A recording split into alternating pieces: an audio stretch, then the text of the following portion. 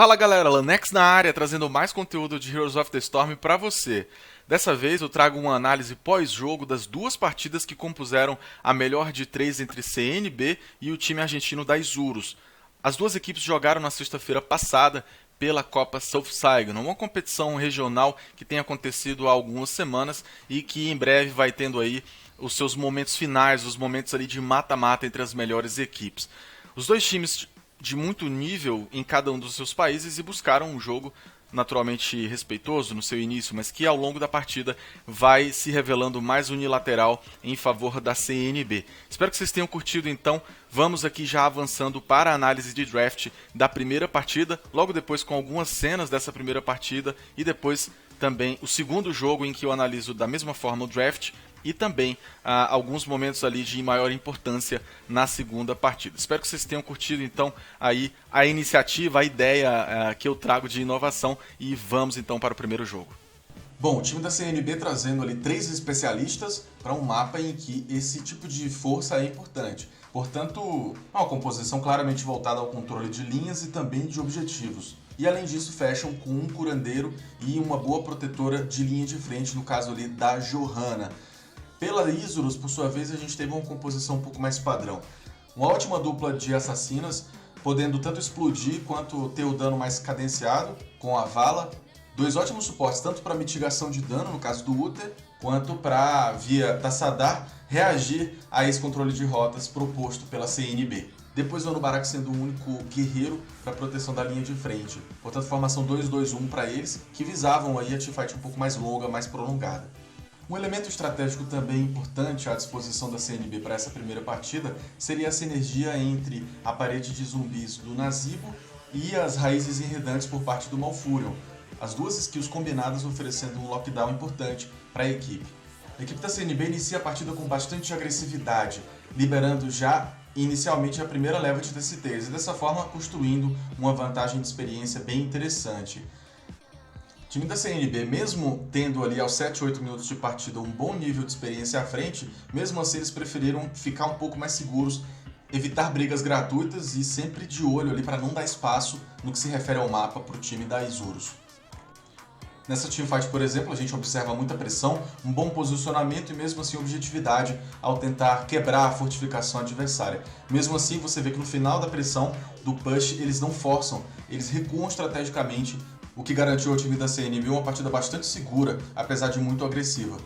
Nesse último push, a gente observa uma boa rotação por parte da CNB que se direciona à linha do meio e depois à linha de baixo. Na sequência, eles surpreendem a Jaina, a adversária, conseguem, portanto, com esse pick-off, criar uma situação de vantagem 5x4 e daí pra frente, basicamente, foi só uma questão de partir rumo ao núcleo. Veja que o escudo divino do Uther foi aplicado, isso não foi o suficiente por parte do time da Isurus e na sequência a CNB consegue se posicionar, consegue avançar com muita força. Eles são sempre ali compactos no posicionamento e isso foi bem interessante, isso rendeu a eles essa vitória na primeira partida. Veja também o poder de pressão que esse Nazeebo consegue com ali a sua heróica da Gargantua pelo time da CNB e isso no final realmente reforça demais o poder ofensivo, o poder de fogo da equipe brasileira contra o time argentino. De modo que a vitória fica então ali nas mãos da CNB. Para a segunda partida, o time da Isurus escolhe o mapa da Clareira Maldita e repete com isso Anubarak e Uther, trazendo de inovações o Kael'thas e a Jaina. Eles trazem, portanto, a grande dupla de assassinos do momento no Heroes of the Storm. Na sequência também trazem o Tyrael para fechar essa composição voltada à iniciação e ao dano explosivo. Portanto, Tyrael e Anubarak tendo a função de propor as teamfights. Portanto, comparando a primeira composição da primeira partida, eles trocam um suporte por mais um guerreiro, aumentando, portanto, como eu tinha dito, o poder de engage do time. Já a CNB inova trazendo uma composição voltada à mobilidade e aos pick-offs com 3 assassinos em Zeratul, Vala e Faustad. Além, é claro, de Rehgar e Johanna, oferecendo tanto cura quanto a proteção da frontline. Isso mesmo, 3 assassinos nas mãos da CNB para tentar garantir um dano reforçado contra a Isurus nessa segunda partida da melhor de 3. E o interessante sobre esse trio de ataque da CNB é que é composto pelos 3 tipos de dano basicamente existentes no jogo. O dano de contato com o Zeratul, o dano de longe mais seguro e regular, da vala e finalmente o dano de longe, mas explosivo, oferecido pelo Faustad. De modo que a oportunidade perfeita aí de dano para o time da CNB poderia ser uma sequência de prisão destruidora pelo Zeratul com o golpe das Terras Agrestes ali na sequência pelo Faustad, garantindo, portanto, a dizimação completa de pelo menos um integrante do time da Isurus. A equipe argentina, no entanto, trazia muita possibilidade de mitigação de dano, tanto com o Uther quanto ali com o Tyrael com sua segunda heróica, apesar de, claro, ter um potencial menos interessante de utilidade para o time, já que o julgamento é o grande recurso de iniciação hoje, e o seria nessa partida, junto, é claro, da entrada ali de teamfight do Anubarak. De qualquer forma, essa responsabilidade de proteger e curar dois atacantes ali muito frágeis, no caso do Kael'thas e da Jaina, poderia ser demais um pouco para o time da Isurus, que não trouxe um grande curandeiro de ofício. De modo que esse era o desafio deles, ficarem vivos, não serem surpreendidos pelo dano e pela composição de pick-off montada pelo time da CNB.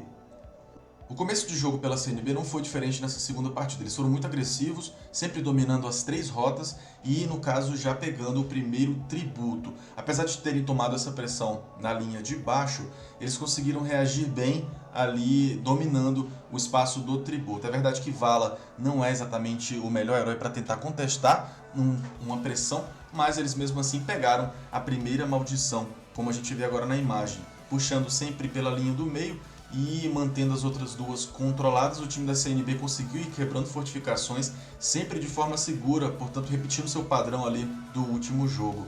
Nesse momento da partida a gente acompanhou uma vantagem de experiência para eles, 2 níveis de vantagem e um golem também sendo colocado pela bot lane. Aqui foi mais uma questão de pressão, a CNB confiante, tendo inclusive os recursos ali de briga, consegue inclusive anular essa Fênix e mesmo assim manter o poder de pressão.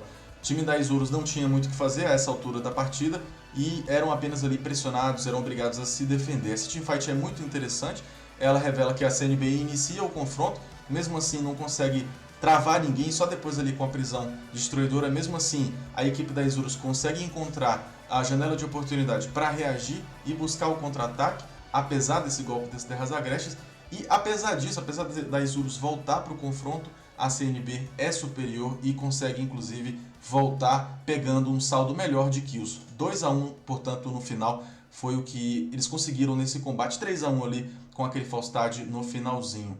E aqui o momento final do jogo em que a CNB, por conta do poder de pressão de suas tropas, leva a partida. Portanto é isso, galera. CNB vencendo a segunda partida da melhor de 3 e avançando para as semifinais da Copa South Signal. E o interessante nessa última partida, pelo que a gente pôde ver ali, é que a CNB tendo o seu padrão muito seguro de jogo, evitando teamfights potencialmente perigosas e que permitissem um comeback pelo time argentino da Isurus.